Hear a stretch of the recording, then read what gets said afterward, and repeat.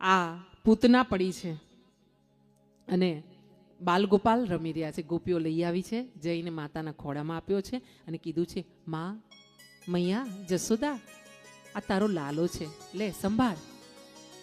એટલે માં પાછી ભાનમાં આવી છે.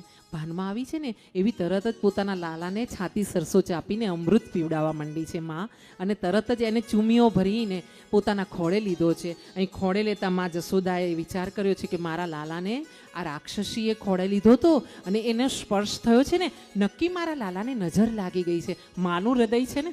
હા, તમે વિચાર કરજો. હવે તો નથી, પણ તમારા ગામમાં હશે. અમારી સિટીમાં હવે આવું બધું રહ્યું નથી, પણ પહેલાં તો છાણ લેતા, પાણી લેતા, અને પછી એ પાણીને મરચાં લેતા, સૂકા રાઈ લેતા, મીઠાના ગાંગડા લેતા, અને આપણા બાળકો પર આમ રડે ને ત્યારે ઉવારીને પછી એ ઘડો ઊંધો કરે ને એટલે છમ દઈને અવાજ આવે, અને પછી એટલો ટાઈટ થઈ જાય કે એ ઘડાથી આખી થાળી ઉચકી લેવાય પાણીવાળી.